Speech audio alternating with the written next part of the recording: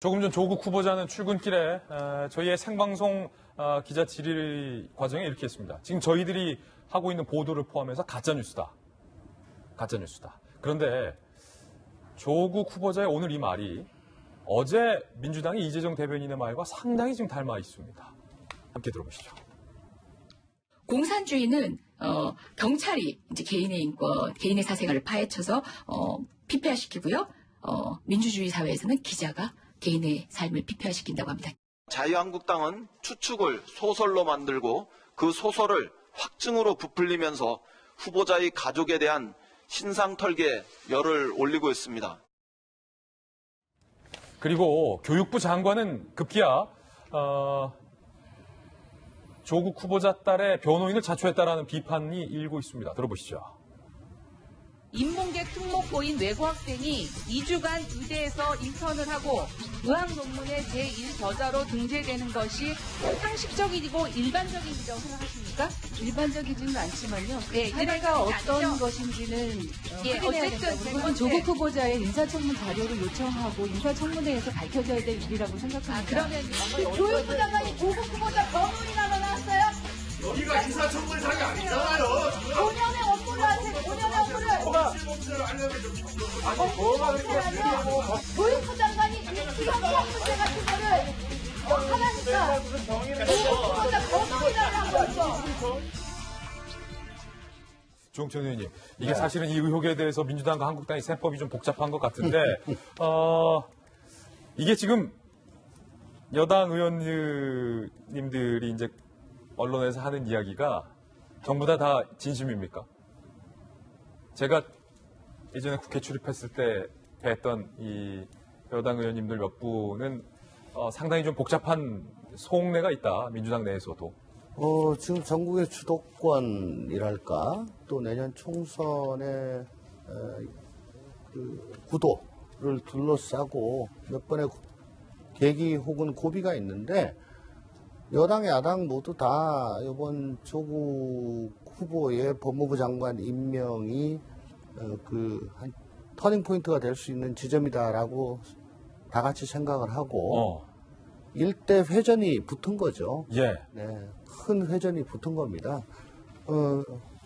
지금 야당의 공세가 좀 과도합니다. 왜냐하면 제가 한번 여쭤보고 싶네요. 지금 청문회 대기 중인 후보자가 몇 명이죠? 몇 명이죠? 총 7명입니다. 예. 근데 조국 후보자를 제외한 나머지 후보자들의 이름 기억나시는 거 있어요? 전혀 기억이 안 나요. 그분들의 또 그 예정 직위가 뭔지 다 기억 안 나요. 근데 꾸준히 그분들에 대해서도 이런 문제가 있다, 저런 문제가 있다, 아주 일단으로 단신이 뜨긴 합니다. 근데요, 법무부가 우리나라 국정을 다 이끌고 가는 거 아니거든요. 지금 과학기술정통부, 농림부, 여가부, 금융위, 공정위 뭐 등등 아주 중요한 자리에 가실 분들인데 거기에 대해서는 전혀 아무런 관심을 기울이지 못하고, 그래서 그분들이 뭐 누군지, 어떤 도덕적으로 문제가 있고 개인적인 자질이 어떤지 아무것도 몰라요. 이거는 정말 비정상적이고 국회로서는 직무유기다. 그렇지만 아까 말씀드린 바와 같이 지금 결전장은 조국입니다. 조국이다. 왜? 그분이 그동안에 쭉 가져왔던 정치적 상징성, 그 무게가 다르기 때문입니다. 반드시 낙마시켜야 되겠다는 야당. 그리고 여기서 무너지면 안 된다는 여당. 이게 총력전을 벌이면서 지금 맞고 있죠. 그렇지만은 저는 정치는 국민에 대한 책임을 먹이로 살 수 있다고 생각합니다. 그게 무슨 얘기냐면 결국은 여론을 무시하고서는 그 어떤 정치 세력도 남아나지는 못해요. 지금 이렇게 청문회 열리기 전에 이제 장외에서 설전 벌어지고 여론이 형성되는 게 있겠지만은 또 결국은 지금 이런 열기라면은 만약에 청문회가 열린다, 하루 종일 생방송으로 중계가 되고 묻고 싶은 거 다 묻고 조국 후보도 자기가 정말 그동안 못했던 말들 다 하고 거기에 대해서 냉정한 객관적인 평가 이루어지면은 거기에 대해서 어떤 여론이 형성될 것이고 그 여론은 절대로 무시하지 못할 것이다. 만약에 그 여론을 무시한다면 총선이 얼마 남지 않은 상황에서 이건 엄청난 데미지로 작용을 할 것이고요. 또 실제 그동안에 우리 민주당 지지하던 분들이 훨씬 더 비판적입니다. 예, 실제 훨씬 더 비판적이다. 지역에 가보면요. 민주당 지지자들이 훨씬 더 조국 수석에 대해서 비판적이다. 그러니까